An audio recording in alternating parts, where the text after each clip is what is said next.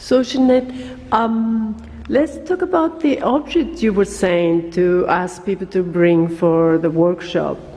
Well, I would like the participants for the first day of the workshop to bring an object that is precious to them, or an object that they feel is precious in a form of resistance, that maybe they feel safe when they have this object.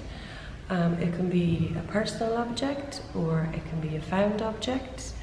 At the moment, what I'm thinking about is how we develop actions through objects that become materials, and the epistemology of those objects can inform how we develop actions to make performance. I'm particularly interested in how we create new feminine landscapes globally through performance art as a form of empowerment and resistance. So I'm from Ireland, and my objects are rocks. So this is a piece of granite that's from my grandmother's house, and it's probably more than 500 years old. And I picked it because it fit into my hand.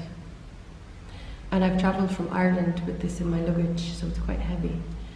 But I haven't used it yet. I was waiting for an appropriate situation, so this feels appropriate. I've also brought a piece of brick from my house in Belfast that fell off the wall. Oh. So in 1995, I migrated from Dublin to Belfast. Yeah. So I'm kind of thinking about the significance of the rock and what happens to history and what happens to female history, and how our histories people have attempted to erase us. And now I feel that we're in a new age where we're recreating our history together. And I feel very